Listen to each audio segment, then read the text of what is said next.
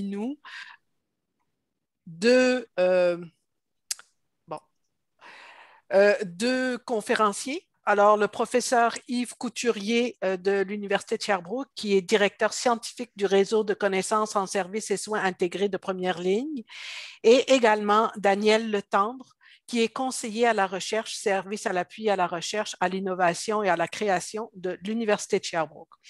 Alors, lors de cet atelier qui vous est offert, on va parler de l'élaboration d'une demande de subvention. Donc, ça va être M. Letendre qui va commencer, suivi par professeur Couturier.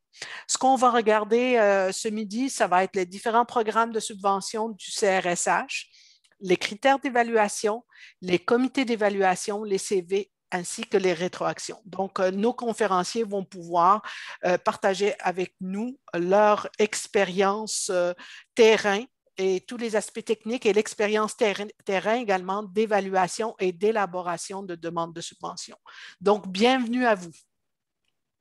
Merci. Alors, c'est moi qui commence. Euh, bon, on m'a présenté comme le conseiller à la recherche en sciences humaines et sociales du SARIC. Je vais juste détailler un petit peu là, sur mon rôle exactement là, au sein du SARIC. Au fond, il est très bien nommé, ce SARIC-là, un service d'appui à la recherche.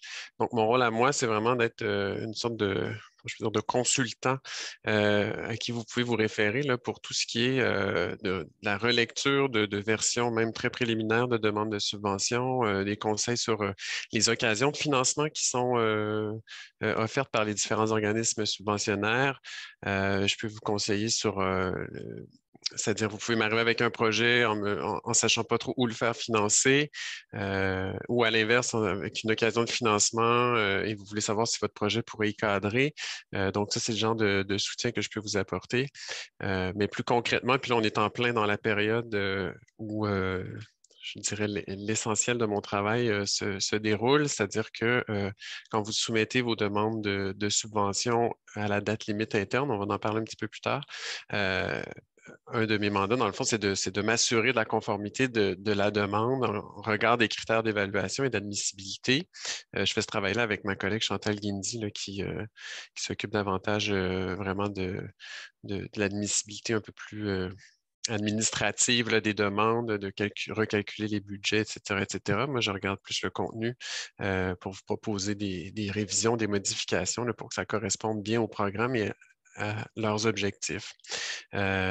Donc, voilà, ce que je veux dire, surtout mon message, c'est n'hésitez pas à me consulter, à nous consulter au SARIC le plus tôt possible quand vous souhaitez déposer une demande de subvention. Nos chiffres montrent que le plus tôt vous nous consultez et vous commencez le travail avec nous, euh, le- vos chances de réussite sont les plus élevées.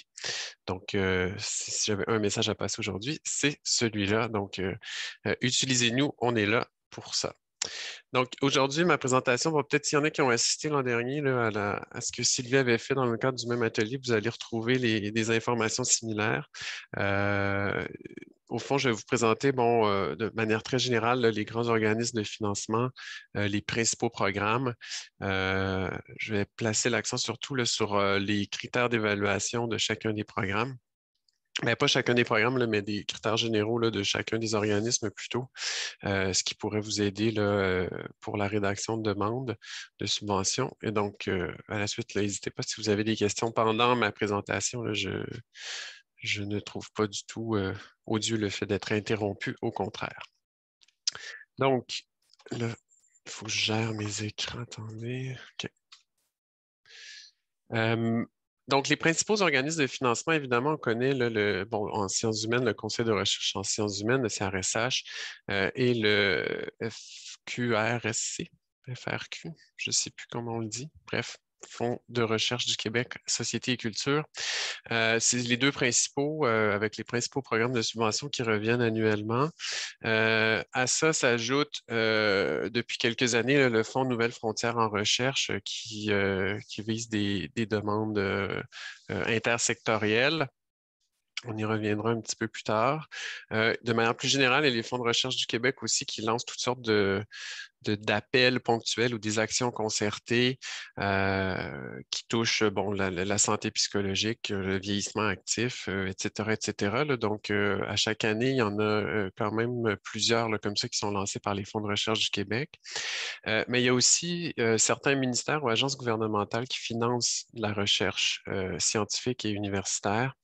Entre autres, le ministère de l'Enseignement et des Études supérieures, le ministère de l'Économie et de l'Innovation, qui a des programmes assez généreux par moment, là, entre autres pour ce qui touche l'innovation sociale. Euh, des agences gouvernementales, là, j'ai mis ici l'Agence de santé publique du Canada, qui a aussi euh, quand même pas mal d'argent à donner à la recherche. Euh, et donc, ce sont des espèces d'organismes un peu gouvernementaux ou paragouvernementaux qui financent aussi des projets de recherche. J'ai dans un tableau les principaux programmes et leur catégorisation, si on veut, en fonction des organismes. Donc, on a comme 4 catégories là, de subventions de recherche. Donc, des subventions qui vont directement pour financer des activités de recherche. Là, on parle là, des subventions habituelles. Euh, Au FRQSC, il y a le relève professoral qui s'inscrit là-dedans. Il y a un programme aussi, Samuel de Champlain, là, qui vise des partenariats France-Québec. Euh, et donc, ça, c'est en cours. CRSH, c'est surtout développement savoir et les subventions savoir qui financent des activités de recherche. Pour ce qui est de la recherche partenariale, bon, les actions concertées dont je parlais un peu plus tôt, j'ai placé là, en rouge, c'est le nouveau programme. Ben, en fait, c'est la deuxième édition cette année là, du programme du FRQ qui s'appelle Engagement, qui est fondé sur la recherche participative. Et donc, pour résumer, là, on fait un appel à tous, à la population, là, pour que les citoyens et citoyennes posent des questions ou soumettent des questions de recherche qui sont ensuite euh, diffusées auprès de la communauté universitaire québécoise et on forme des duos chercheurs, chercheuses et citoyens, citoyennes pour élaborer, dans le fond, une démarche de recherche pour tenter de répondre à la question qui a été posée par les citoyens ou citoyennes. Donc, ça, c'est un des nouveaux projets qui a été mis en place par les fonds de recherche du Québec. Au CRSH, les engagements partenarial, développement de partenariat, ce sont deux projets de recherche partenariale. Il y en a un troisième qui est le CRSH partenariat, ou le plus gros des projets, la plus grosse occasion de financement partenarial. Une autre catégorie, c'est des programmes spécifiquement intersectoriels. Il y en a quelques-uns là, au Fonds de recherche du Québec qui apparaissent de manière ponctuelle, mais j'en ai pas indiqué là parce que c'est pas encore tout à fait établi, si on veut, là, comme euh, secteur d'activité des fonds de recherche du Québec. Euh, Autre que celui que vous trouvez là, dans la troisième ligne, qui est Audace. Donc, ça, c'est un programme là, pour de la recherche à haut risque et haut rendement, comme on les appelle, ou si on veut utiliser le buzzword de disruptif. Ça résume bien ce projet-là. Donc, c'est des projets assez courts, hein. C'est du financement pour une année sur des projets qui devront démontrer leur potentiel de risque. Euh, et si la prise de risque amène un rendement et des retombées pertinentes, eh bien, on a des chances d'être financé. Finalement, les fonds Nouvelles Frontières en recherche, des choses qui apparaissent. Les fonds Nouvelles Frontières en recherche, qui eux aussi font du financement de projets intersectoriels. Donc, il y a différents volets à ces occasions de financement-là, exploration, transformation, il y a un volet international aussi. Il y a un certain nombre d'appels spéciaux qui peuvent être lancés. Il y en a un qui a été lancé là, cet été sur un appel spécial sur comment je pourrais dire, le renouvellement ou des méthodes, dans le fond, en raison de la COVID-19. Et donc, c'est le genre de thématiques là, qui peuvent être soumises à la communauté pour être financées par les Fonds Nouvelles Frontières en recherche. Euh, Finalement, il y a des subventions de diffusion aussi. Donc là encore, au Fonds de recherche du Québec, il y a deux programmes là, qui sont assez nouveaux.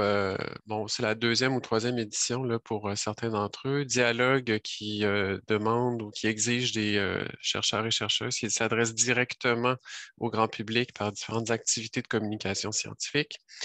Il y a un soutien aux congrès internationaux aussi offert là, à Montréal et à Québec par je me souviens plus c'est quel organisme qui est partenaire, là, mais bref, au Palais des Congrès de Montréal et à celui de Québec aussi. Finalement, celui qu'on connaît le mieux, c'est le programme Connexion du CRSH, sur lequel on reviendra un peu plus tard. Est-ce qu'il y a des questions à date? Je ne sais pas si... Voilà. On continue. Je vous ai mis un calendrier des dates limites.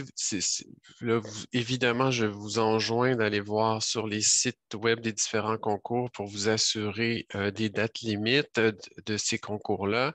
Mais c'était juste pour vous montrer un peu l'organisation générale des concours. La grosse période, c'est à l'automne. On est en plein dedans. Ça dure à peu près 6 à 7 semaines à partir du début du mois de septembre jusqu'à la fin du mois d'octobre.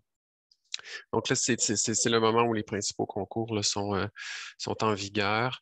Donc, vous voyez que le calendrier est assez serré là, jusqu'au mois de novembre. Là, j'ai mis juste les concours principaux. Il y en a toutes sortes d'autres petits aussi qui viennent s'ajouter à ça. J'attire votre attention sur deux choses. Il y a deux concours du CRSH qui reviennent 4 fois par année. Donc, engagement partenarial et le concours connexion. Donc, à chaque trimestre, il y a une date de tombée pour ces concours-là. Les réponses viennent assez vite, hein. On dépose le 15 décembre, par exemple, et on a la réponse avant le concours suivant, donc au courant du mois de février. Donc, en dedans de 3 mois, on peut déjà avoir le résultat de notre proposition de financement. Donc, ça, c'est pratique, là, d'avoir ces concours-là qui reviennent de manière récurrente et aussi régulièrement dans l'année. Deuxième chose sur laquelle je vais attirer votre attention, le seul concours qui est d'envergure, là, si on veut, qui n'est pas à l'automne, c'est Développement Savoir qui a lieu au mois de février. Donc, ça permet aussi là, de décaler un peu le travail pour ceux et celles qui voudraient candidater à Développement Savoir. Il y a des concours qui apparaissent pas dans ce calendrier-là parce qu'il y avait des dates limites qui étaient antérieures à la rencontre d'aujourd'hui ou même des dates d'inscription ou de dépôt de lettre d'intention qui étaient antérieures à ça. Évidemment, c'est les principaux concours. Il y a des concours ponctuels qui s'ajoutent toujours à la liste là, en cours d'année. Donc, je vous invite à consulter le bulletin de la recherche là, pour rester bien informé des concours qui apparaissent comme ça au fil des jours. C'est une bonne manière de se tenir au courant là, de ce qui se passe et des occasions de financement qui sont ouvertes. Si je vous ai mis les dates limites, c'est parce qu'il y a un processus de soumission d'une demande de subvention à respecter. Donc, je pense que la plupart d'entre vous devez le connaître, mais je le rappelle ici. Dans le fond, vous avez la date limite de l'organisme, c'est celle que vous trouvez sur le site web des différents concours. 14 jours avant cette date limite-là, vous devez envoyer votre demande par courriel au vice-doyen, vice-doyenne à la recherche de votre faculté. Les VDR vont faire un premier travail là, de relecture et vont s'assurer de l'admissibilité aussi générale de votre demande. Surtout, ce sont les vice-doyens, vice-doyennes à la recherche qui acceptent le bordereau de transfert que vous devez remplir pour que le SARIC puisse transmettre les demandes à l'organisme.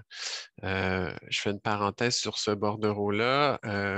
On vous le rappelle presque à chaque fois de le remplir. C'est important pour nous. Ça nous donne une foule d'informations, au fond, sur le suivi qui devra être fait de ces demandes-là une fois l'octroi accordé pour toutes sortes de certifications, s'il y a des ententes à faire signer, etc., etc. Donc, nous, c'est l'espèce de liste d'épicerie de ce qui devrait être rempli avant que l'argent puisse vous être rendu une fois que l'octroi sera fait. Donc, c'est une sorte de caution qu'on conserve là, pour faire le suivi adéquat des demandes et des octrois. Donc, 2 semaines avant la date limite de l'organisme, vous déposez ça auprès du vice-décanat à la recherche de votre faculté. Vous faites les révisions qui vous sont demandées et finalement, 7 jours avant la date limite de l'organisme, vous devez soumettre vos demandes complètes dans le portail de l'organisme. Donc, une fois que vous pesez sur le bouton, là, par exemple, CRSH, transmettre à l'établissement, ça apparaît dans les, on reçoit un courriel, mais aussi dans notre portail là, d'administration, on voit que votre demande a été soumise et nous, ce qu'on révise, c'est cette demande-là. Donc, ça nous permet de vérifier que toutes les pièces nécessaires à l'admissibilité de la demande sont bien là, que toutes les signatures ont été faites, que tous les co-candidats ont bien appuyé sur le bouton à leur tour, etc., etc. Donc, nous, c'est vraiment là, une révision de ce qui serait soumis 1 semaine plus tard à l'organisme que nous faisons. S'il doit y avoir des modifications, on peut vous retourner, on peut dans le fond réactiver votre demande. Vous pouvez aller retourner jouer dans le formulaire jusqu'à la date limite de l'organisme. Donc, on vous demande là, de soumettre de manière finale sur le portail des organismes à 10 heures le matin de la date limite. Comme ça, ça nous laisse la journée pour faire la dernière vérification et soumettre la demande à l'organisme. Aussi, vous savez, tout le monde soumet en même temps. Il y a souvent des bugs, donc ça nous donne un petit peu de jeu pour parer aux imprévus. Donc, respectez cette procédure le plus possible. Si vous n'êtes pas capable de respecter une date limite, faites-nous en part. Il y a toujours moyen de s'arranger, mais vous avez vu le calendrier tout à l'heure du nombre de dates limites qui arrivent en même temps. Si tout le monde se met à envoyer ses trucs en retard, ben, il y a un bouchon quelque part, puis euh, plus vous l'envoyez tard et près de la date de transmission à l'organisme, moins nous, on peut faire notre travail adéquatement et vous aider à obtenir le financement que vous souhaitez avoir pour votre recherche. Donc, passons rapidement là, à la présentation des concours principaux. Relève professorale au FRQSC, c'est un concours important. Ça permet aux chercheurs et chercheuses en début de carrière là, de bien s'installer, si on veut, dans le milieu de la recherche. C'est un financement de 15 000 par année pour 3 ans. Euh, le seul critère d'admissibilité, au fond, là, c'est d'être embauché par une université dans un poste qui mène à la permanence, mais d'être embauché depuis moins de 5 ans au moment de la date limite de transfert à l'organisme de la demande. Euh, à cet effet-là, j'attire votre attention sur le fait que toutes les interruptions de carrière, que ce soit pour congé parental, congé de maladie, etc., sont calculées dans l'admissibilité. Donc, une année de congé parental donne une année, même une année et demie peut-être, je n'ai pas les règles exactes en tête, là, mais d'admissibilité supplémentaire. Donc, il faut bien faire valoir et bien indiquer ces interruptions-là, les justifier pour que les dossiers puissent être admissibles. Le taux de succès à relève professorale est de 35 environ par année. Ça, c'est le taux entre les lettres d'intention soumises et puis les demandes qui sont financées. Euh, Vous avez 3 chances d'obtenir cet argent-là. Donc, vous pouvez soumettre 3 fois un projet au concours de relève professorale. Donc, ça explique un peu le taux de succès là, de 35 Euh, Contrairement à développement savant dont on parlera plus tard, là, mais la relève professorale, en fait, là, il faut s'assurer de faire un lien entre le sujet de la recherche qui est proposée pour ce financement-là et les recherches précédentes, que ce soit le doctorat ou le postdoctorat, c'est-à-dire qu'il ne faut pas refaire la même recherche, mais il faut qu'il y ait un lien entre les recherches qui ont été faites aux études supérieures ou au postdoctorat et le projet qui est proposé. Ça convainc, si on veut, de la faisabilité de la recherche. C'est un des critères au Fonds de recherche du Québec, là, la faisabilité. Donc, vous n'ouvrez pas un nouveau chantier de recherche, vous allez continuer à arpenter un terrain que vous connaissez bien, mais en, en prenant une nouvelle perspective comment je peux dire, en terminant, si on veut, une recherche que vous avez débutée ailleurs ou en en évaluant une nouvelle dimension, mais donc de faire valoir cette continuité-là sans trop insister là, quand même. Mais c'est un bon moyen de convaincre de la faisabilité du projet.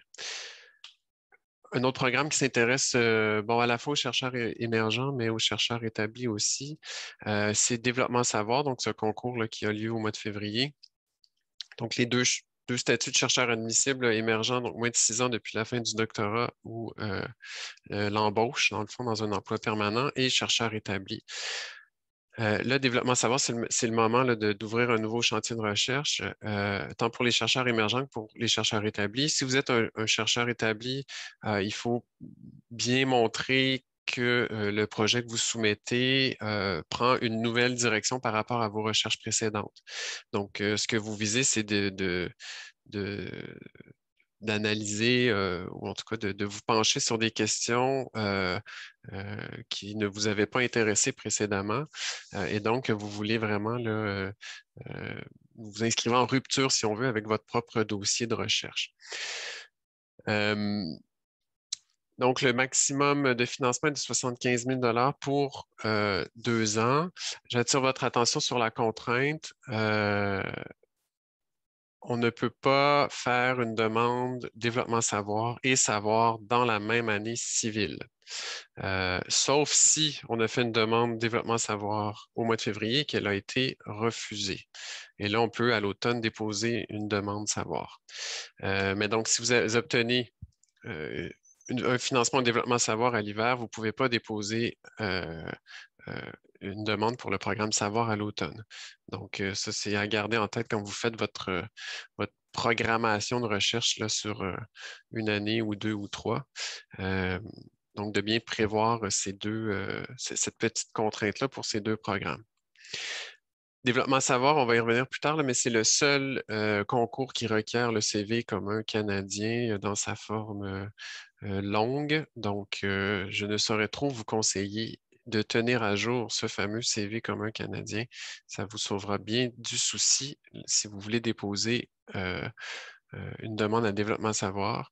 Mais de manière générale, de tenir à jour son CV aussi, ça nous évite bien des heures passées à entrer des données plus ou moins en fait, de faire du travail clérical au moment de la rédaction des demandes de subvention. Donc, développement savoir a un taux de succès d'à peu près 56 en 2021. Là, ça, c'est toujours autour de ça année après année. Donc, c'est quand même un bon taux de succès. La subvention savoir, c'est la grosse subvention de recherche du CRSH.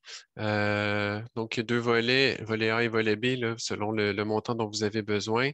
Encore un taux de succès d'environ 52 Là, il y aurait quelque chose, il aurait dû se mettre sur la ligne en dessous, là, mais le choix du comité de sélection. Donc, vous avez un choix hein, quand vient le temps d'identifier le comité de sélection, un comité disciplinaire, multidisciplinaire en humanité, multidisciplinaire en sciences sociales et je ne sais pas si ce sera reconduit, mais il y a un projet de pilote présentement pour un comité multidisciplinaire des 3 conseils. Donc, si vous avez un sujet de recherche là, qui se situe un peu à la frontière des sciences humaines et sociales, des arts, par exemple, ou sinon du côté plus sciences et génie, et que vous ne savez jamais à quel comité demander d'évaluer vos projets, il y a ce nouveau comité-là des 3 conseils, donc qui à la lecture là, du résumé de votre projet va être constitué là, de personnes qui sont issues disons, du CRSNG, des IRSC, du CRSH, pour bien mesurer, dans le fond, la pertinence de votre projet et de la méthode, surtout, de votre projet pour rendre une décision. Donc, ça, c'est quand même intéressant. Là. C'était souvent une faille, si on veut, là, au moment de l'évaluation. Il y a plusieurs projets qui n'étaient pas acceptés parce qu'on leur reprochait une méthode qui n'avait pas à voir avec les sciences sociales, alors que les retombées, oui, ou l'inverse, ou etc., etc. Donc là, ce nouveau comité-là là, veut rendre compte un peu de tous ces projets qui sont à la frontière des disciplines. Donc, à garder en tête. 2 dernières subventions dont je voulais vous parler. Connexion, c'est intéressant. Bon, volet événement, pour organiser colloques, ateliers, séminaires, écoles d'été, donc jusqu'à 25 000 et sinon, activités de rayonnement, on le décrit ainsi là, pour inciter un plus grand public à s'intéresser à la recherche en sciences humaines, organiser des débats publics, bon, bâtir du matériel didactique, etc. Donc, c'est des subventions qui sont intéressantes, dont le processus d'évaluation est quand même rigoureux, mais qui nous permettent quand même d'avoir un bon coup de pouce pour la diffusion de la recherche. Euh, Gardez en tête qu'il faut des fonds de contrepartie qui équivalent au moins à 50 de ce qui est demandé au CRSH. Donc, pour chaque dollar demandé au CRSH, il faut que vous obteniez 50 sous d'un partenaire quelconque. Ça peut être votre faculté, l'université, une chaire de recherche, etc. là. Mais bon, il faut avoir ce fonds de contrepartie-là. Les frais d'inscription ne sont pas considérés comme des fonds de contrepartie. Donc, gardez ça en tête. On peut faire cette demande-là en partenariat avec un OSBL et on peut demander une allocation de détachement pour un co-candidat qui est issu de l'OSBL, donc pour défrayer 50 du salaire de cette personne-là là, pour la participation à l'organisation de l'événement. Donc, ça peut être intéressant aussi. Finalement, bon, ce qui est le CV, il faut fournir un CV CRSH, un fichier de contribution détaillé et des expériences pertinentes. J'y reviendrai rapidement un peu plus tard.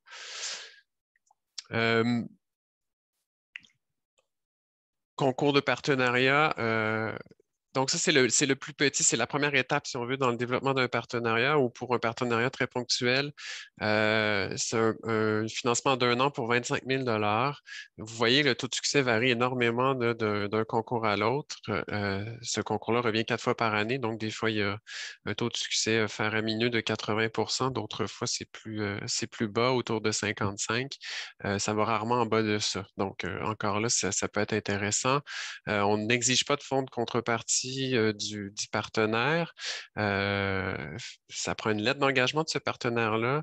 En revanche, euh, mais bon, c'est quand même pour débuter un partenariat, c'est intéressant d'aller vers ça.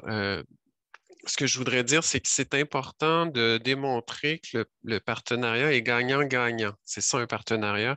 L'idée, c'est d'éviter que le comité d'évaluation ait l'impression que la subvention servira à une forme de mandat de consultation qui aurait été donné à l'équipe de recherche par le partenaire.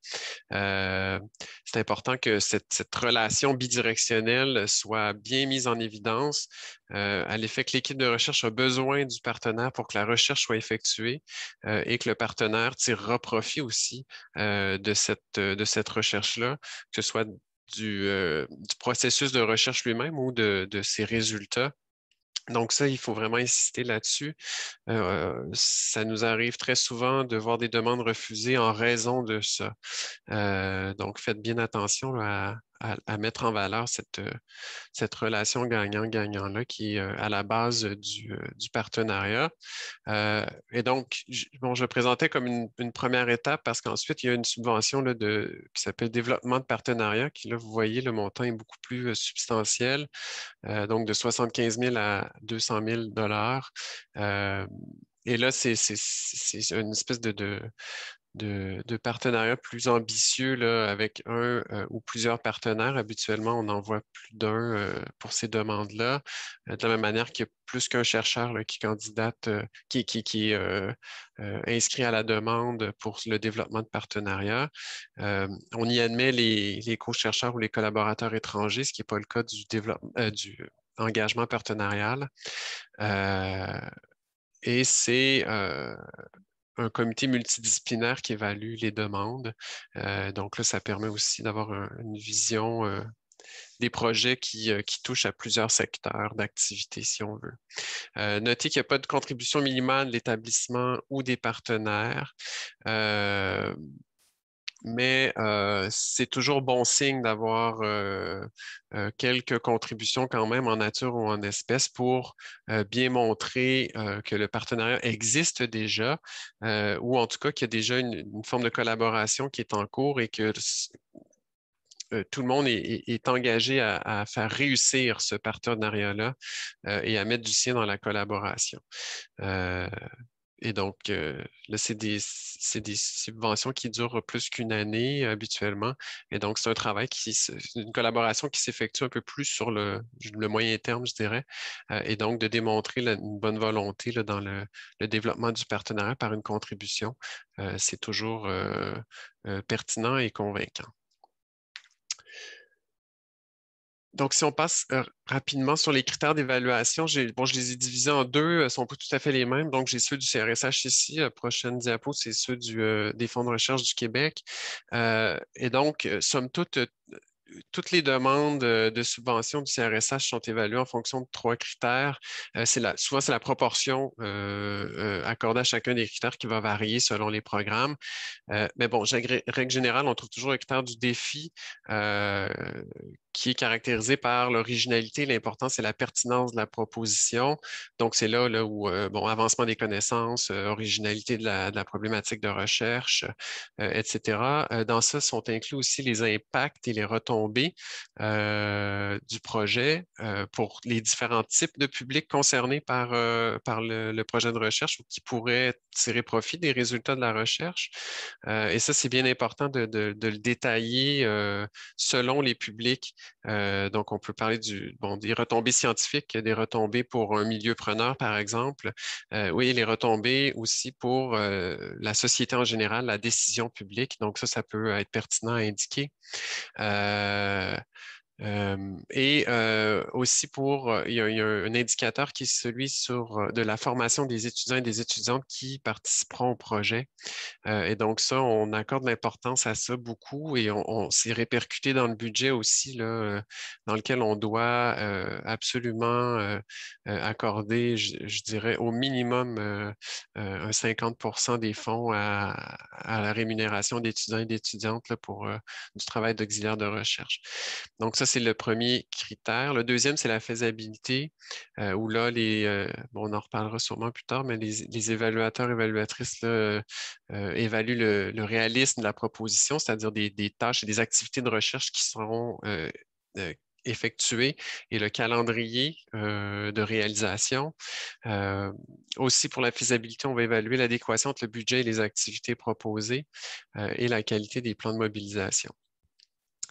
Il s'ajoute pour les demandes de partenariat la qualité du partenariat qui fait partie du critère de faisabilité. Finalement, le critère de capacité, c'est là où le CV des membres de l'équipe et le détail des expériences pertinentes sera évalué.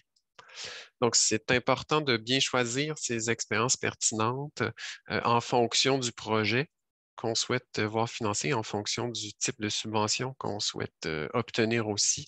Donc, ça, c'est pas un document qui est figé dans le temps que vous faites une fois et que vous pouvez recycler pour toutes les demandes. C'est important d'y retourner chaque fois pour se demander si ce qui est listé là est vraiment ce qui met le plus de l'avant votre capacité à réaliser la recherche que vous proposez. Les critères sont grosso modo les mêmes pour les fonds de recherche du Québec. Encore là, c'est la proportion, le pourcentage de la note là, qui va varier selon les programmes. Donc, projet de recherche, vous avez là les indicateurs principaux. Le critère de faisabilité, en tout cas le calendrier de réalisation et de diffusion est inclus dans le critère projet de recherche au Fonds de recherche du Québec.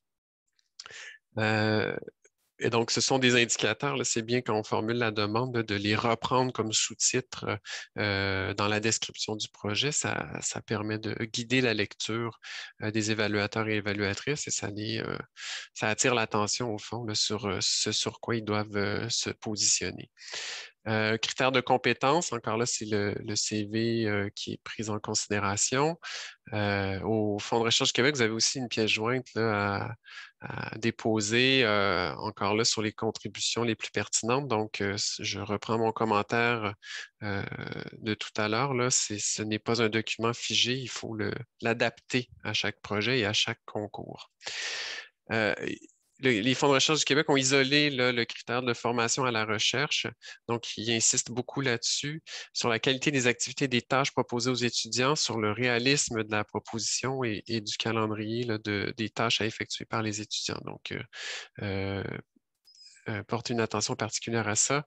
Finalement, le budget est un critère en soi. Donc, l'adéquation du budget avec les activités proposées. Nous, quand on révise les demandes, c'est un des critères qu'on évalue aussi, s'assurer que le budget est bien justifié. C'est-à-dire que toutes les tâches des étudiants sont énumérées, que le nombre d'heures est adéquat, etc., etc.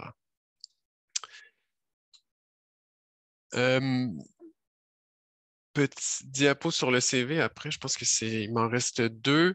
Euh, donc, à ne pas confondre, le CV, c'est RSH régulier, donc utilisé dans tous les programmes sauf développement savoir, ce formulaire en ligne auquel vous devez joindre une pièce sur la contribution à la recherche et pour l'expérience pertinente pour certains programmes.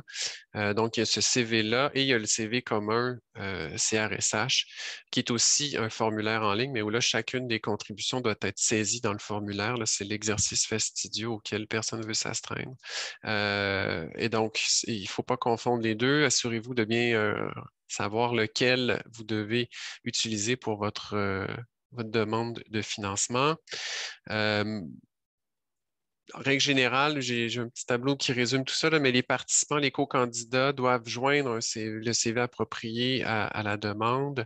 Ça, c'est précisé dans les critères et nous, on révise ça aussi. Euh, les collaborateurs on ne demande pas de CV pour eux. Euh, mais il y en a un qui doit être soumis par les co-candidats non universitaires. Par exemple, si vous travaillez avec un organisme sans but lucratif qui a un co-candidat, il y a un CV à joindre sans nécessité d'une pièce sur les contributions à la recherche, parce que souvent, ce ne sont pas des chercheurs ou des chercheuses, mais l'expérience pertinente est prise en considération. Un petit résumé sur les CV à déposer et qui doit déposer les CV, mais je vous laisserai regarder ça quand la diapo sera rendue disponible. Je ne sais pas si c'était votre intention. Sinon, dernière diapo sur les forces d'une demande. Une demande doit faire état d'une méthodologie éprouvée et clairement identifiée et qui correspond aux objectifs de la recherche. Donc, ça, c'est très important. Pour réaliser l'objectif 1, nous utiliserons la méthode XY. Pour l'objectif 2, telle autre méthode. C'est toujours une construction qui fonctionne bien. C'est bien de justifier tous les choix méthodologiques. Je vous en ai mis une série là, entre parenthèses. La démarche de recherche doit être très détaillée avec un calendrier qui illustre bien, au fond, la progression du projet de recherche dans le temps. Un plan de mobilisation des connaissances qui est créatif et basé sur des méthodes éprouvées. Il y a des références à donner là-dessus. J'en ai parlé du fichier sur les contributions pertinentes. Et finalement, je voulais faire une petite parenthèse là, sur équité, diversité, inclusion. Il n'y a pas encore d'exigence claire de la part du CRSH ou des fonds de recherche du Québec à ce sujet, mais ça s'en vient. Déjà, le Fonds Nouvelles Frontières en recherche demande il y a vraiment un document là, sur l'EDI à déposer sur les stratégies qu'on adoptera pour assurer l'équité, la diversité et l'inclusion. Et donc, ce sera fort probablement exigé aussi dans tous les autres concours là, prochainement. Mais c'est déjà bien, donc même si ce n'est pas exigé, c'est déjà bien de faire état d'un souci de ces questions, notamment dans la section sur la formation des étudiants. Donc, comment va se faire le recrutement et la vie de labo en fonction de l'EDI, par exemple. Ça peut être bien vu d'inclure quelques phrases sur ces questions-là. Et surtout, si votre projet s'inscrit dans ce qui est appelé la recherche autochtone ou se fait avec des populations minorisées, c'est important de prévoir et d'énoncer des stratégies pour favoriser l'EDI. Évidemment, c'est essentiel. Il y a une autre chose qui s'en vient aussi, c'est un plan de gestion des données de recherche. C'est pas encore exigé dans les différentes demandes de subventions, mais ça s'en vient. Donc, comment est-ce que les données de recherche seront conservées, mais surtout mises à la disposition de la communauté des chercheurs et des chercheuses? Comment elles pourront être transférées aussi à différents milieux preneurs. Bref, c'est une grande question que je ne maîtrise pas bien, mais le SARIC vient d'embaucher quelqu'un pour vous aider, pour nous aider sur ces questions-là, parce que on sait que ce sera exigé bientôt dans les différentes demandes de subventions. Donc, de la même manière que nous avons au SARIC aussi une personne qui est responsable des stratégies EDI. Donc, si vous souhaitez en savoir davantage là-dessus, si vous avez besoin d'aide sur ces questions-là, n'hésitez pas à faire appel à nous. Et ce sera mon message de clôture. Nous sommes là pour vous aider et vous appuyer. Donc, n'hésitez pas à nous envoyer des courriels, à nous appeler. C'est notre travail. Donc, ça termine ma présentation. Je ne sais pas si on prend des questions tout de suite ou un peu plus tard, s'il y en a.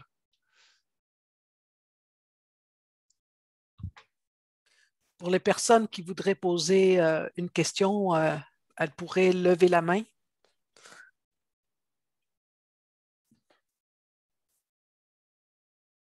Bon, je pense que c'est très, très clair. Il y avait juste une petite question. Si vos présentations seront disponibles à la fin, si vous pouvez nous les envoyer pour qu'on puisse les partager avec les participants. Oui, bien sûr.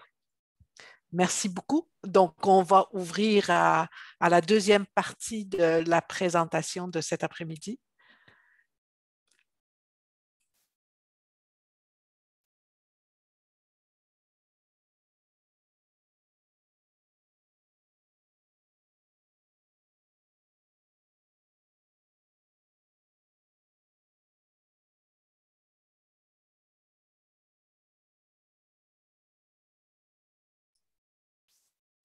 Professeur Couturier, on peut y aller? Oui, je sais, j'avais des problèmes techniques. Zoom ne m'aime pas, je pense. On voit très bien la présentation, c'est bon, beau. Merci. Okay. Alors, un petit mot d'introduction pour vous dire que d'abord, ce que je vais présenter, c'est vraiment dans la continuité de ce que M. Letendre vient de dire. Et j'aimerais vraiment valoriser le fait que le SARIC est une ressource importante. En tout cas, pour moi, ça a été très important, très déterminant. J'ai eu des subventions importantes, notamment parce que j'avais de l'appui de la part du SARIC. Donc, je vous convie à prendre au sérieux, évidemment, la présentation de M. Letendre. Je vais faire ma présentation sur un ton un peu différent. C'est-à-dire, moi, je ne suis pas un spécialiste des règles des divers organismes, parce que les règles changent constamment, puis ça prend des gens à temps plein pour maîtriser ces règles-là.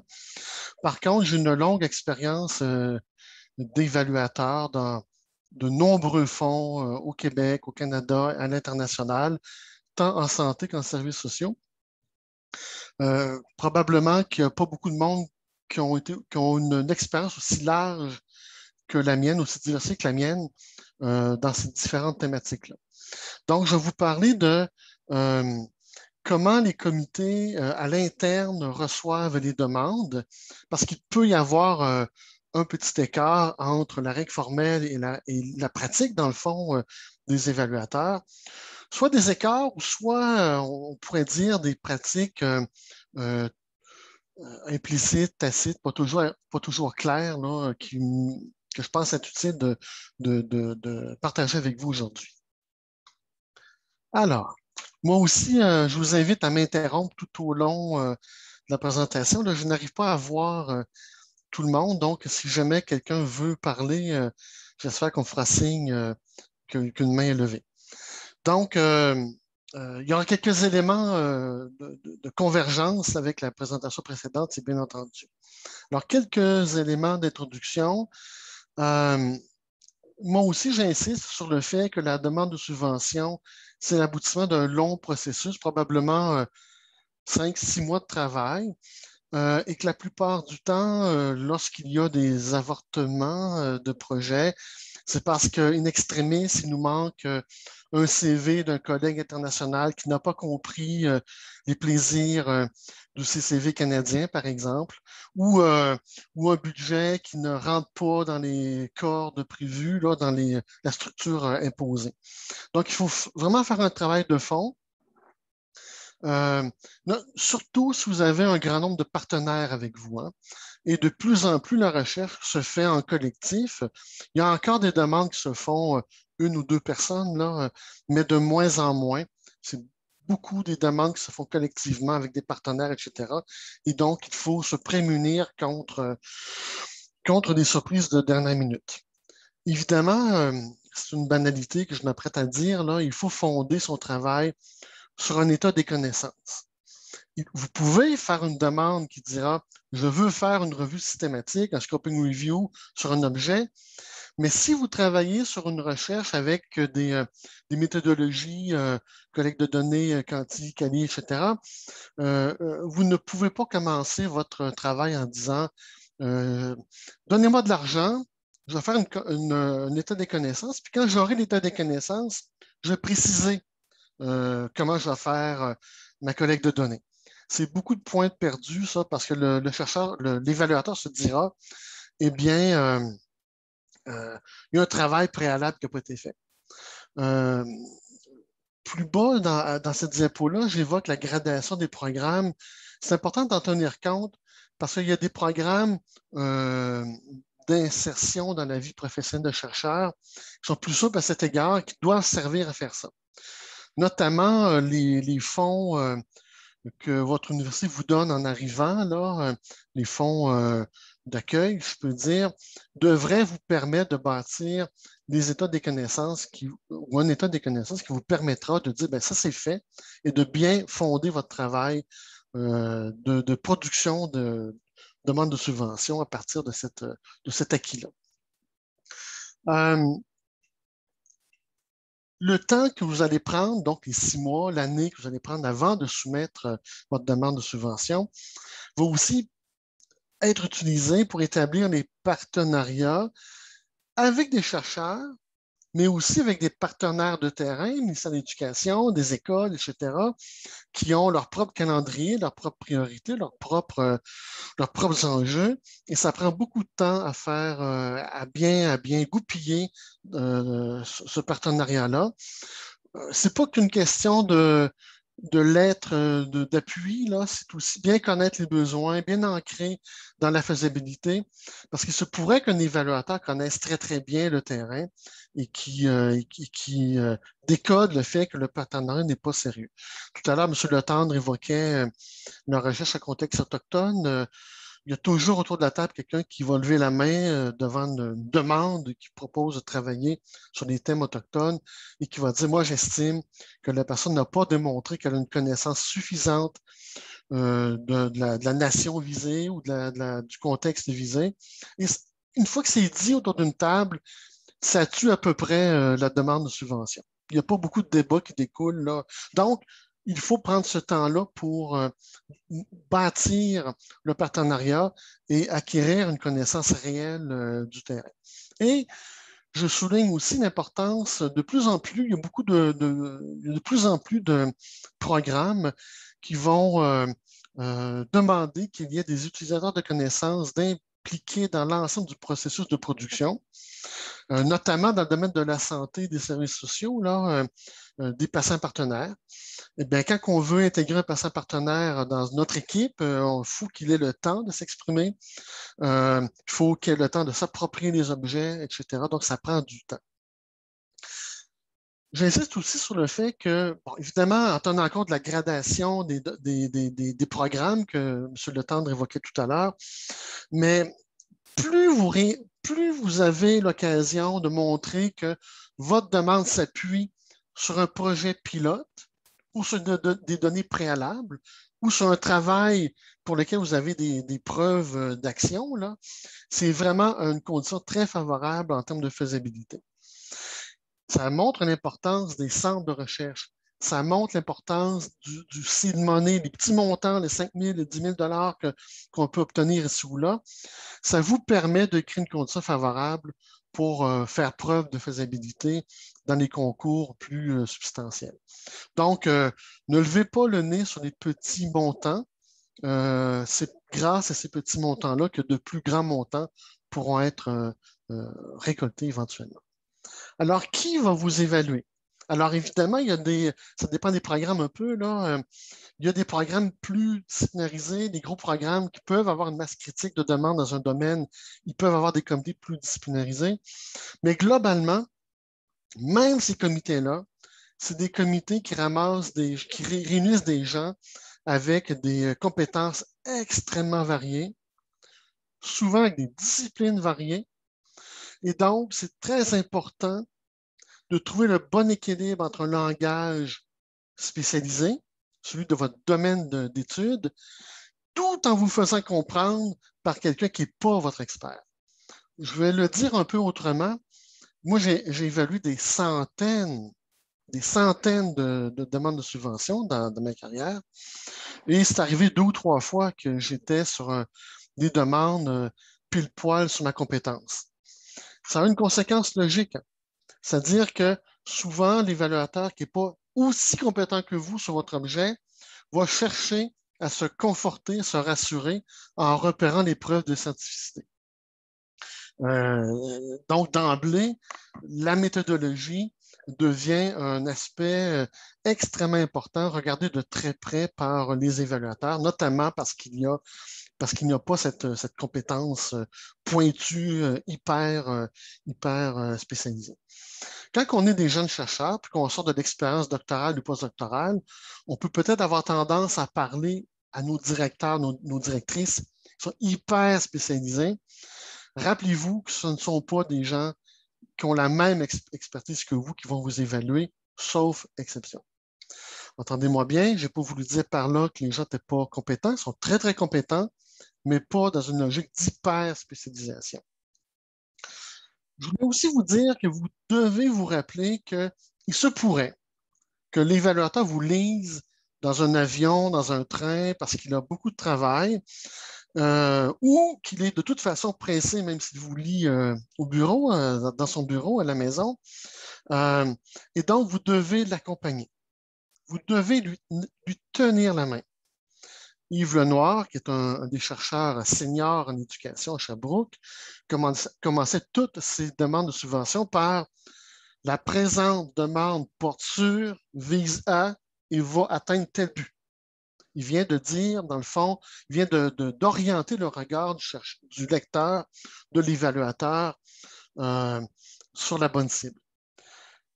Plus tard, si vous êtes recalé et que vous recevez des commentaires disant, par exemple, il manquait telle chose et vous dites, non, c'était là la ligne 34, ce n'est pas un bon argument, vous pourrez vous conforter chez vous avec votre petit malheur personnel. Mais si le lecteur pressé ne l'a pas vu, c'est parce que vous ne l'avez pas accompagné. Je vais y revenir tout à l'heure. Une demande de subvention, ce n'est pas une occasion de créativité narrative. Reprenez la forme imposée, reprenez les titres imposés, reprenez les concepts imposés dans les titres imposés et ça va beaucoup aider le lecteur. Vous ne pouvez pas mettre de l'information sur la métaux dans la problématique ou plus tard ou dans les retombées. Là. Les évaluateurs détestent ça. Parce qu'ils en ont beaucoup à lire, parce que c'est des gens occupés. En général, c'est du bénévolat. Hein? Donc, si l'évaluateur doit se taper lui-même le travail, lui-même faire le calcul échantillonnal, vous venez de perdre 2 points. Et je le dis avec beaucoup d'amitié, le SARIC vont vous emmerder avec ça sur la mobilisation des titres imposés, de la structure imposée, parce qu'ils ne connaissent pas votre objet. Par contre, ils repèrent si vous êtes capable de le présenter adéquatement dans la structure imposée. Je voulais aussi vous dire que j'ai évoqué tout à l'heure le fait que l'évaluation, c'est du bénévolat, sauf exception. Là. Actuellement, je participe à des programmes européens, puis ils me payent pour évaluer, je suis très content. Mais au Canada, c'est assez rare qu'on est payé. Donc, parfois, peut-être vous êtes tenté de refuser des invitations à participer à des comités d'évaluation. vous dites, bon, le coût-bénéfice n'est pas bon, à mon avis, c'est une grave erreur. En début de carrière, vous devez accepter ces invitations-là parce que vous allez comprendre la mécanique interne des comités d'évaluation. Je ne parle pas d'avoir accès à des informations privilégiées, hein. C'est pas ça que je veux dire. C'est vraiment la pratique d'évaluation que vous allez intégrer ce faisant. Et vous allez voir que, par le fait même que plusieurs de mes conseils sont bien avisés, là. Bon. D'ailleurs, ça me permet de dire aussi que il doit y avoir deux grands relecteurs à votre travail, votre primo-travail, là, le SARIC pour la forme. Je vous enjoins aussi à faire relire votre travail par un chercheur senior. Et par senior, je n'entends pas quelqu'un d'âgé. Parce que quelqu'un peut être âgé, mais n'avoir jamais participé à un comité d'évaluation ou même n'avoir jamais été subventionné. Et là, il peut charrier avec lui ou avec elle des préjugés, des représentations erronées. Donc, il faut éviter ça.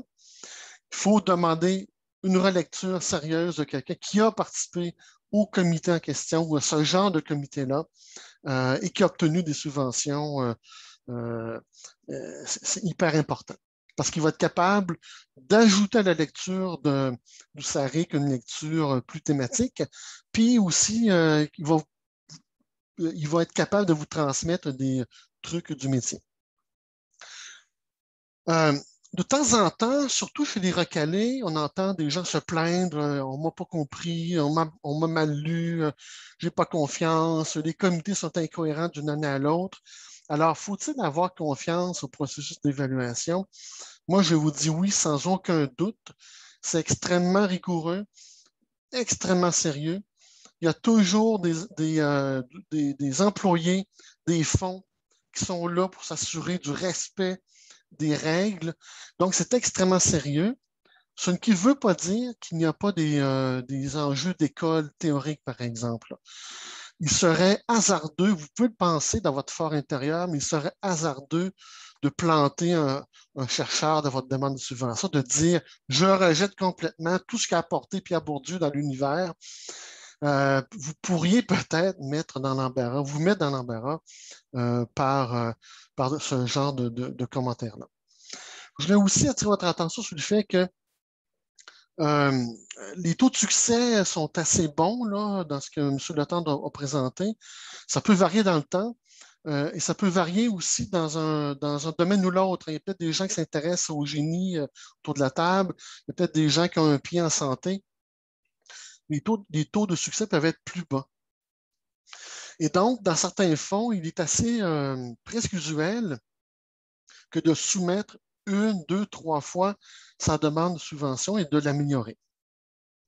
Je vous invite à prendre au sérieux les commentaires des réviseurs que vous allez recevoir. J'inclus là-dedans les commentaires du SARIC, là, bien entendu, même lorsqu'ils sont contradictoires.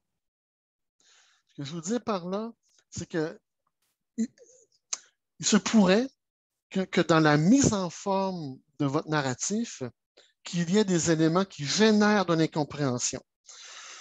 Peut-être que votre idée était la bonne, peut-être que la lecture était inadéquate, mais je vous invite quand même à en tenir compte et de trouver la bonne manière de dire votre idée pour éviter une mésinterprétation. En général, en tout cas c'est mon expérience, les comités ont une faible mémoire, dans le sens que puisque c'est bénévole, il y a toujours un gros taux de roulement des évaluateurs. Le staff peut bouger aussi. Ce qui ne veut pas dire qu'il ne pourrait ne pas y avoir de mémoire.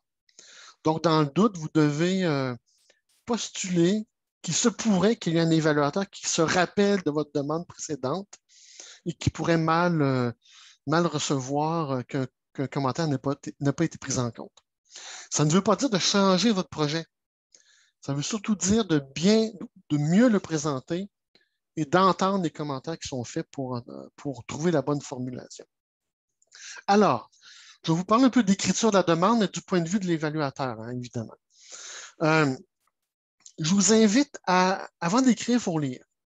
il faut lire les critères et les normes. Et surtout pour le fédéral, alors vous savez, on est dans un pays un peu étrange, le Canada. Les langues fédérales, ce n'est pas des langues comme les autres, là.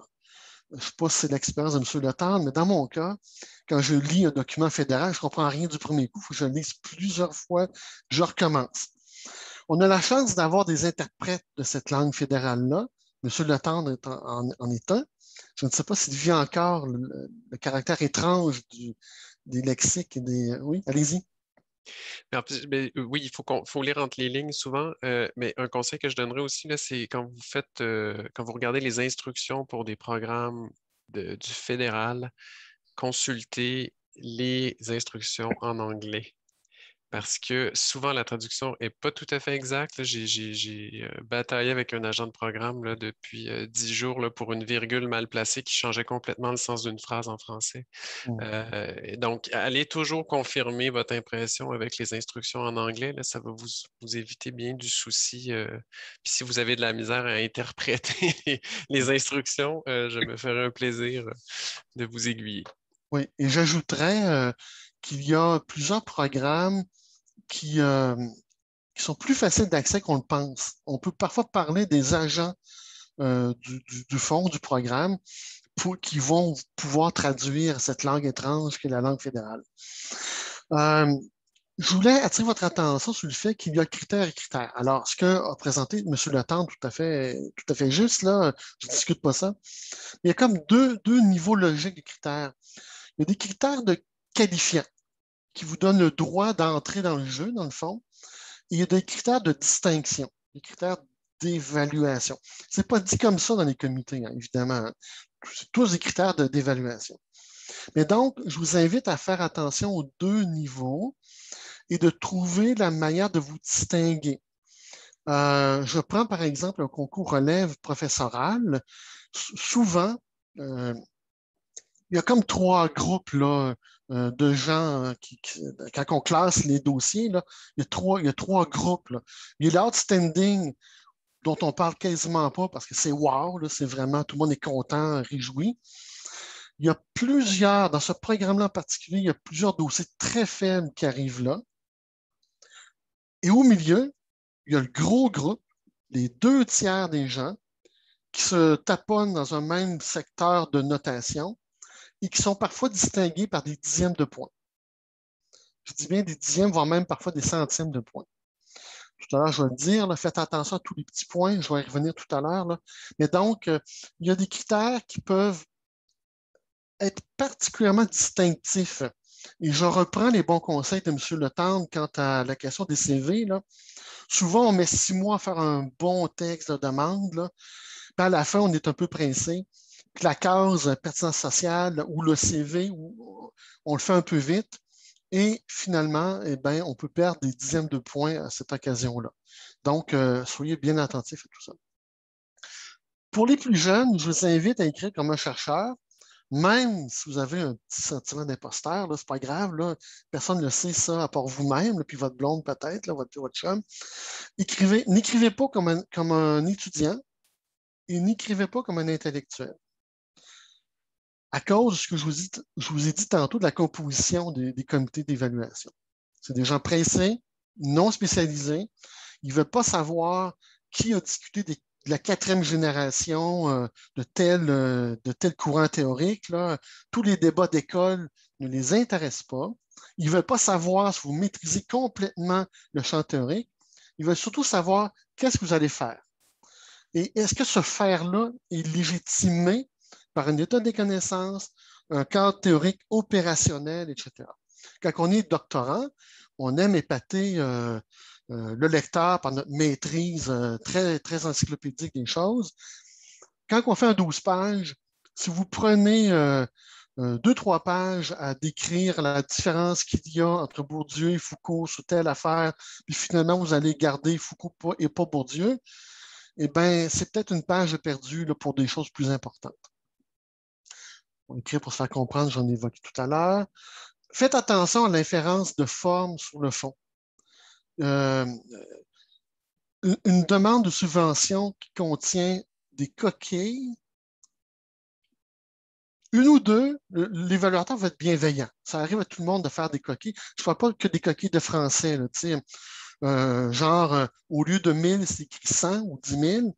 Bon, on peut corriger un peu, mais quand il y en a 2, 3, 4, 5, 6, là, on va se dire, tiens, ah, ça, c'est une écriture qui est slack. Si l'écriture est slack, peut-être que le fond est slack. Moi, je ne connais pas bien l'objet d'intérêt là, en question, mais donc, il y a un risque que la forme contamine le fond. Et je vous invite aussi à vous trouver, si vous êtes pas, s'il y a des enjeux pour vous à cet égard, là, prenez le temps de vous trouver une bonne ressource qui va faire une révision, comment je pourrais dire, distante. Une révision qui n'est pas sur le contenu, mais qui est sur la forme. Le CEREC le fait un peu quand on arrive tôt. Quand on arrive tard, il y a un peu moins de temps pour le faire. Est-ce que je dis des bêtises, M. Letendre? Non, ça va. Pour les très grandes demandes de subvention, là, peut-être que ça ne vous concerne pas, mais par exemple, une demande apogée, là, c'est des dizaines de millions de dollars. Eh bien, les universités mettent des ressources dédiées à la question de la forme. Mais vous, à votre échelle, vous pouvez faire un effort en cette matière. Le senior, j'en ai parlé tantôt, je ne reviens pas là-dessus. Et la forme narrative, là, reprenez vraiment les lexiques tels qu'imposés, n'inventez pas à ce propos. Alors, de temps en temps, j'ai des plus jeunes qui me consultent et qui me disent, je me tente, peut-être que c'est mieux l'année prochaine ou dans 18 mois. Bon, évidemment, je ne suis pas dans vos culottes, c'est vous qui savez, c'est quand vous êtes prêts. Mais moi, je vous dis, c'est votre travail que de faire des demandes de subvention.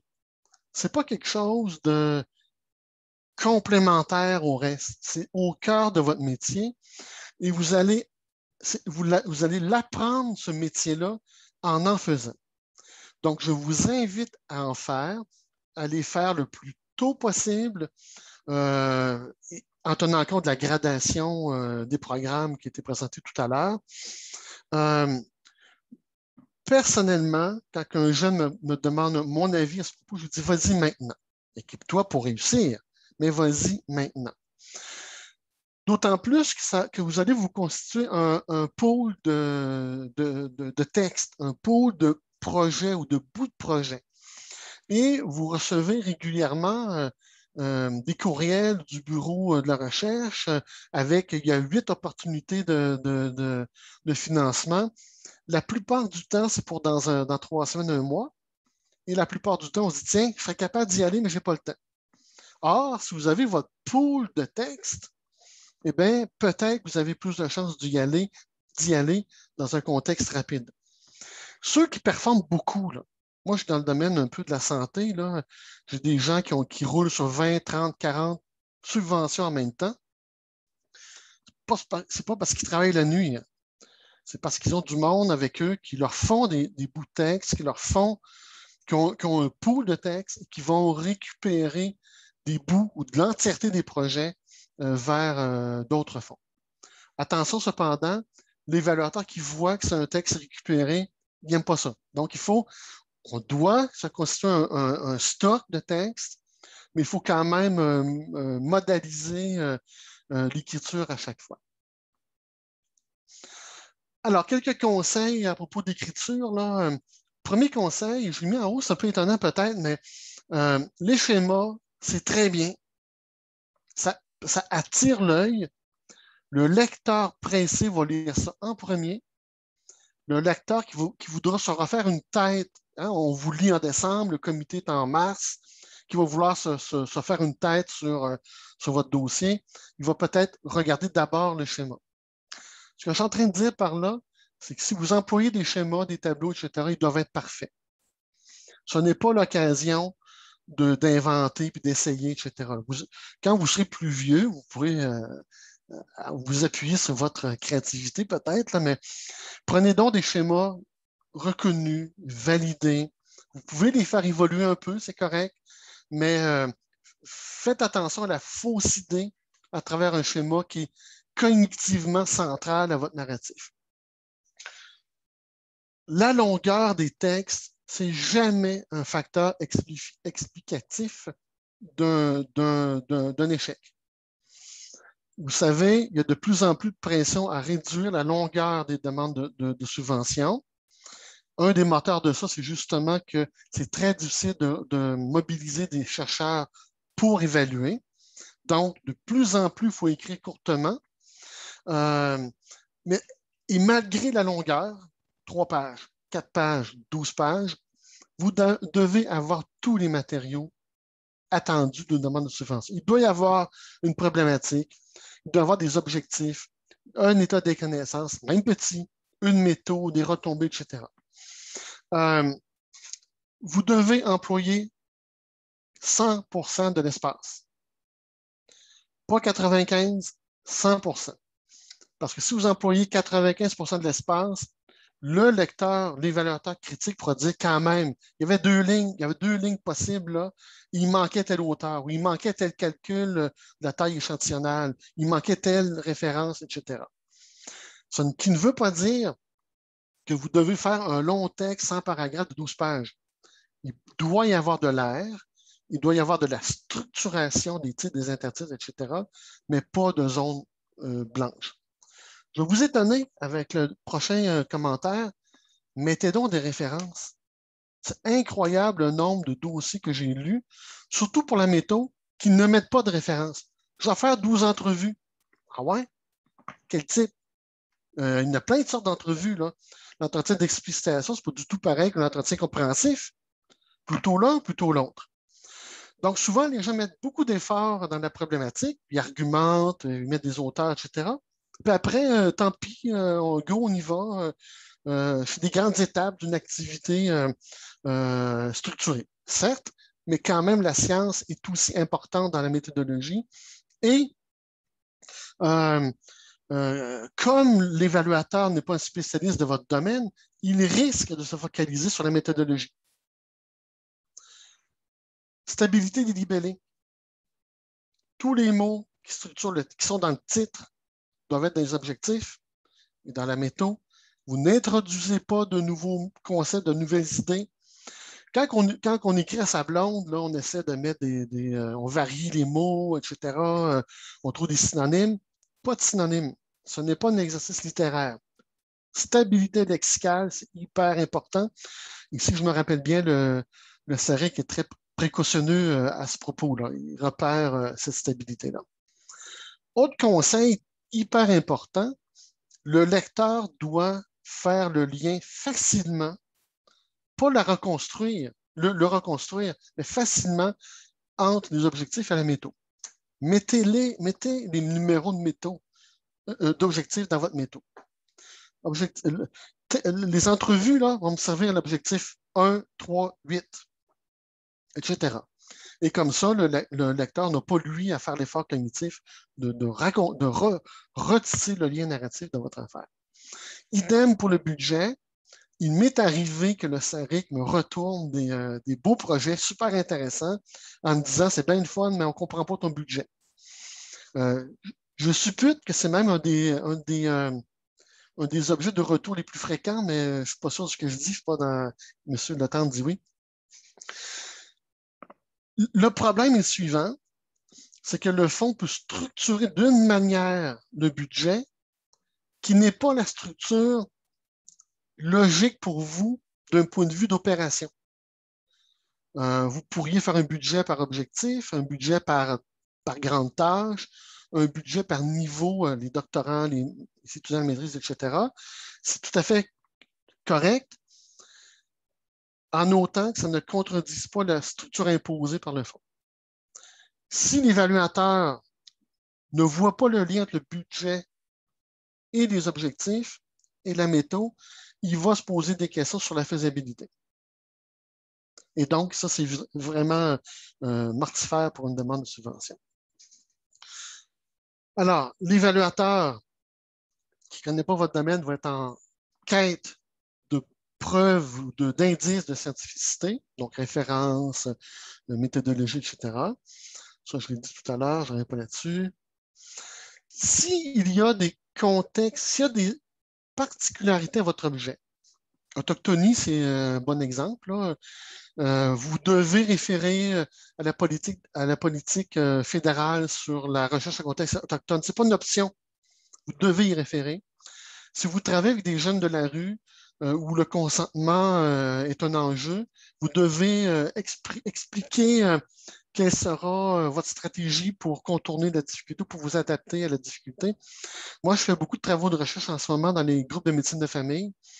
Actuellement, c'est impossible de faire, c'est extrêmement difficile de faire de recherche dans les groupes de médecine de famille à cause de la pandémie et à cause des effets de la pandémie.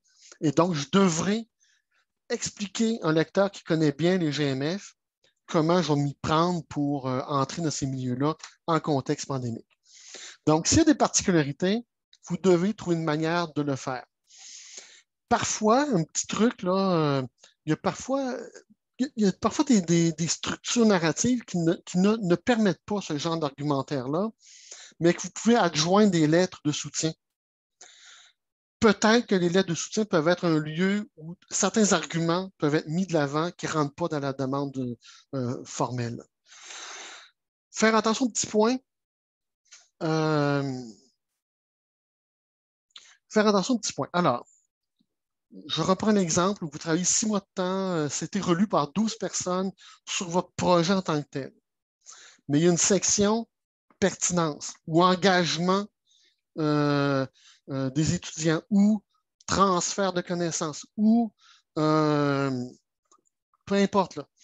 Et souvent, je ne sais pas si c'est votre expérience sur le temps, même dans mon expérience, c'est ennuyant comme la pluie dans 80% des demandes de subvention. Je vais faire un connect international. Lequel? C'est très old school en plus. Là.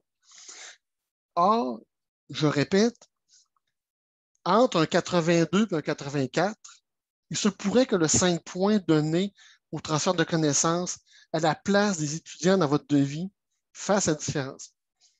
J'ai eu la chance d'être titulaire d'une chaire de recherche du Canada pendant 10 ans. Puis vous savez qu'il y a une étape de renouvellement. Et ce qui a fait la balance pour moi, d'ailleurs, Sylvie Bernier a joué un rôle dans la première itération. Là. Ce qui a fait la différence dans le fait que j'ai été reconduit, c'est que j'avais mis des preuves très claires que mes étudiants avaient des retombées directes pour eux de la chaire. C'était nommé par les évaluateurs. Or, si je fais ça à minuit moins quart, le jour où je pèse Python, cette section-là, puis je mets des affaires, je m'engage à donner une place aux étudiants, c'est pas distinctif. Donc, ces petits points-là sont extrêmement importants. Faut-il rédiger en anglais? Peut-être que M. Latendre a un avis là-dessus. Au CRSH, je dirais non. Au Québec, évidemment, non. Aux IRSC, plutôt oui. Je ne connais pas le CRSNG, là, cependant, je n'ose pas me prononcer. Les IRSC sont en train de s'ouvrir un peu au fait français. Et il y a des demandes maintenant qui donnent 20% de plus d'espace pour les francophones. Mais ce n'est pas qu'un enjeu d'espace, c'est un enjeu de compréhension. Il y a beaucoup d'évaluateurs anglophones qui disent comprendre le français, mais qui ne comprennent pas tant que ça. Et donc, au moins pour les IRSC, ça vaut la peine d'y réfléchir. Au CRSH, je pense que c'est vraiment francophone, c'est très bien. Là. Ils prennent au sérieux la langue française au CRSH. Je voulais insister sur... Alors, comme vous êtes déjà en éducation, vous êtes déjà habile à structurer des objectifs de recherche. C'est tout un art, des objectifs d'enseignement ou de recherche. C'est tout un art de structurer des objectifs. Il faut que les objectifs énoncent deux choses, à mon avis, essentielles. Il faut qu'ils conduisent vers une pertinence sociale. Il faut qu'ils induisent une logique méthodologique. Quelqu'un qui fait une demande où il y a 5 objectifs du style identifier ceci, identifier cela, identifier ceci, identifier cela, identifier ceci, il n'y a pas de structure. Or, les verbes qui structurent l'arbre d'objectifs sont extrêmement essentiels parce qu'ils permettent de camper le regard sur le scope de la recherche et sur l'intention. Je peux très bien identifier, en dégager des barrières des facilitateurs, formuler des recommandations pour les décideurs. On vient d'entendre 3 verbes qui structurent un mouvement, qui disent vers quoi je m'en vais en termes de output. Et c'est plus facile par la suite d'attacher, évidemment, les objectifs à des méthodologies qui sont structurées comme ça.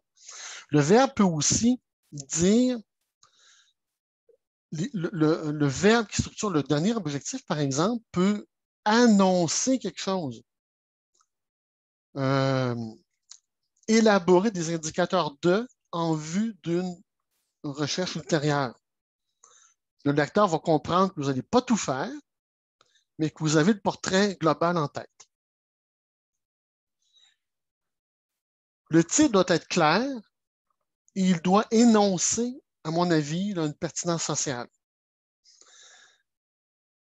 Alors, le titre peut énoncer une pertinence scientifique, une pertinence intellectuelle, mais je pense que de plus en plus, si vous lisez là, comment les fonds sont structurés, là, de plus en plus, ça s'accélère d'année en année. Ils veulent de la recherche que de l'effet dans le réel. Alors après, là, je reconnais qu'il y a plein de choses qui sont financées. Là. Mais disons que la tendance de fond, c'est d'avoir une intention d'apporter quelque chose d'utile à la société. Donc, vous pouvez dire, mon étude comparera Bourdieu et Foucault, machin, etc. C'est très bien. Il y a des trucs de financer comme ça. Mais moi, je préfère quand le titre est formulé comme celui qui est à l'écran, là, on entend bien et l'objet et l'effet de l'étude dans le réel. La problématique. Et là, je m'adresse surtout aux gens qui ont une tradition très sociale. La problématique, ce n'est pas qu'une narration où on prend les textes qui nous conviennent pour dire ce qu'on a à dire. Il peut y avoir une composante narrative. Il y a une composante narrative, c'est bien entendu. Il faut qu'il y ait aussi un état des connaissances.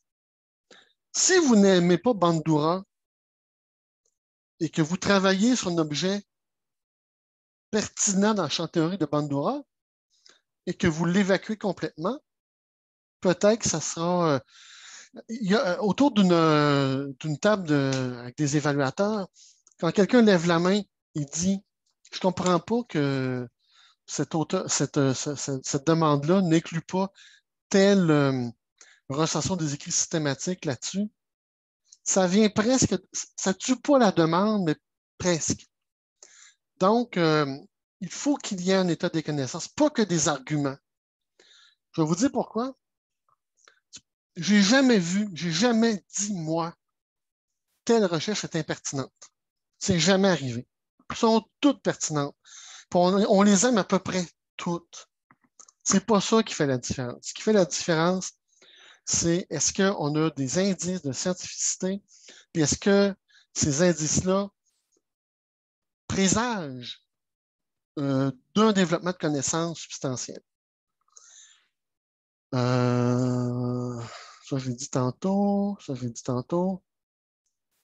Puis pour aussi des sciences sociales, là, méfiez-vous, il peut y avoir autour de la table des quantitativistes pur jus.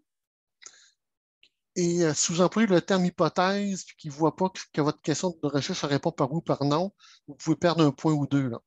Donc, n'employez pas le terme hypothèse dans le sens commun. C'est un terme précis. Peut-être pas pour vous, peut-être pas pour moi, mais autour de la table, il peut y avoir un matheux qui rejette d'autres usages que le terme hypothèse au sens commun du terme.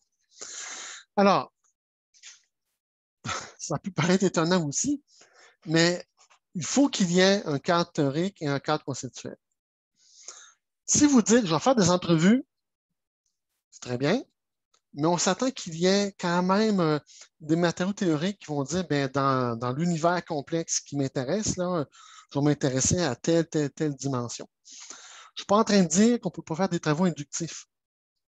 On peut faire des travaux inductifs, mais je ne sais pas moi, si vous travaillez sur la gestion de la classe, par exemple, dites pas, je serai inductif, je serai phénoménologique, puis on va aller voir ce qui se passe en classe. Dites pas ça. Vous savez pourquoi?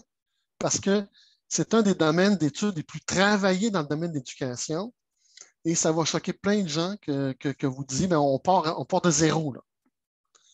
On part de zéro, sur des objets nouveaux, sur des angles extrêmement nouveaux.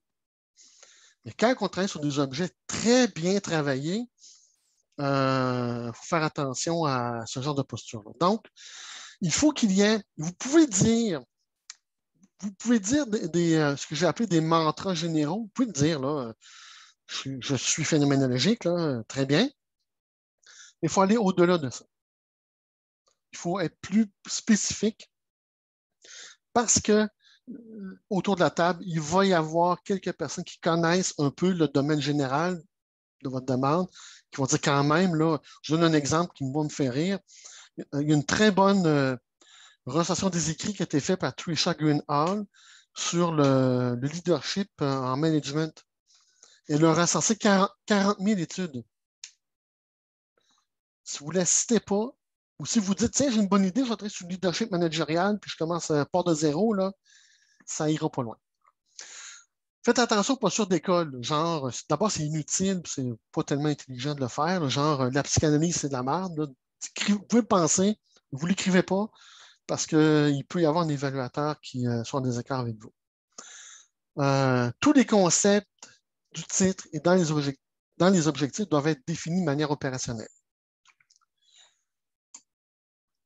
À propos de la méthode, rappelez-vous que la majorité ne connaît pas grand-chose à votre objet, donc il va se replier sur la méthode, mettez des références, justifiez les N. C'est étonnant de voir. Je vais faire 12 entrevues. Pourquoi 12? Pourquoi pas 15? Pourquoi pas 20? Pourquoi pas 50?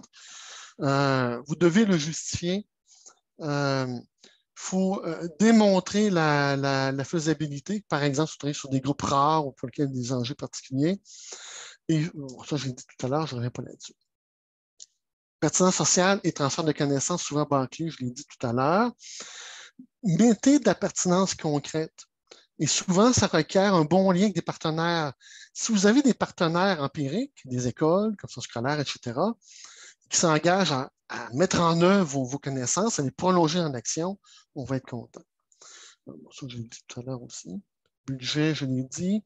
Peut-être à insister sur le fait, puis notamment pour la relève professorale, là, si vous mettez le tiers de votre budget en voyage, il y a des évaluateurs qui n'aiment pas ça.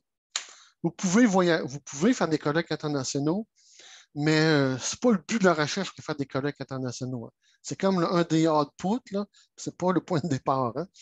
Et donc, justifiez bien vos voyages, s'il y en a, et valorisez bien vos fonds complémentaires. Vous demandez 50 000, vous avez un petit 5 000 dans vos poches qui vient d'un partenaire, peu importe, dites-le. C'est comme le bailleur de fonds est très content de ça. C'est comme si avec 50 000, il fait 55 000, et donc c'est vraiment des points en banque. Sur le CV, j'insiste beaucoup sur ce que dit M. Letendre tout à l'heure. Il faut le faire au jour le jour, parce que quand vous arrivez à minuit moins une, là, puis surtout avec le CCV canadien, là, puis il y a des X rouges partout, c'est décourageant. Et ce que font les gens en général pour régler le problème, c'est qu'ils décochent. Donc, ils affaiblissent leur CV pour résoudre le problème des X rouges. C'est une très mauvaise stratégie. Expliquer, trouver une manière d'expliquer vos particularités. J'ai un exemple des gens qui ont une trajectoire européenne, les notes, les subventions, expliquer votre trajectoire, ça a des particularités. Ce n'est pas que les congés parentaux. Là. Il y a toutes sortes de particularités qui peuvent être mises de l'avant.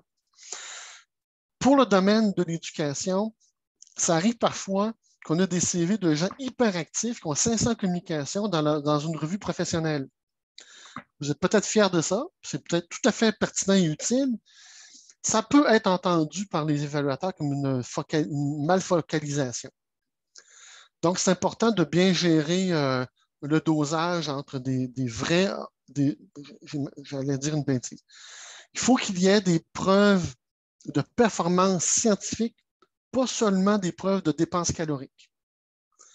Autrement, un évaluateur pourra préférer un texte en anglais dans une revue avec facteur d'impact que 50 articles de 3 pages dans l'enseignant du Québec, sans dévaloriser, évidemment, ces publications-là. Rappelez-vous que l'écrit vaut mieux que l'oral. 50 communications, ça ne vaut pas une communication dans un brevet qui fait tant d'impact. Donc, toujours privilégier l'écrit à l'oral. Et l'oral doit être un prétexte pour préparer un écrit. Il faut que ça sorte en écrit par la suite. Voilà, il nous reste quelques minutes pour discuter si vous le souhaitez.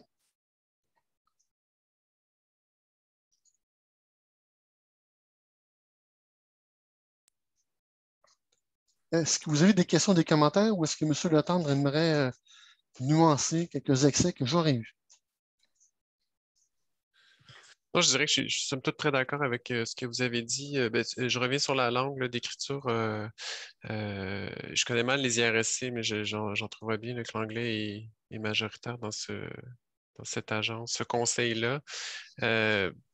J'ai une position politique sur la chose, là. Si on leur donne juste l'anglais, ils ne développeront jamais le français. Donc, mais en même temps, je comprends qu'il ne faut pas que ça nuise à la réussite. Donc, c'est un équilibre à avoir, là, mais donc peut-être pour l'instant, vaut mieux encore déposer en anglais aux IRSC. Mais pour ce qui est du CRSH, là, il n'y a aucun problème à déposer en français. Les agents de programme aussi, puis là, je rebondis aussi sur ce que vous avez dit. Les agents de programme sont là pour répondre à vos questions, pour vous aider. Vous pouvez leur soumettre un résumé de projet pour savoir s'il est admissible ou pas. Donc, c'est vraiment une ressource là, complémentaire qui n'est pas à négliger. Ça leur prend peut-être 2 jours à répondre à un courriel. Il ne faut pas s'attendre à des réponses aussi rapides que ce que le SARIC peut vous donner en temps normal. Mais c'est vraiment des ressources à considérer quand on a des questions là, bien précises sur les instructions ou sur l'admissibilité d'un sujet, etc. Qu'est-ce que j'aurais d'autre à dire?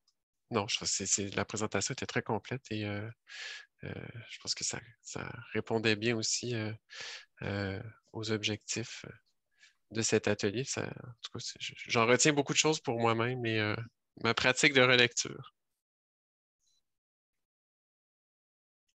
Alors, je vois plusieurs personnes qui vous remercient, puis je vous remercie chaleureusement là, pour les belles présentations que vous avez faites, très complètes, et pour la générosité que vous avez eue d'être avec nous ce midi.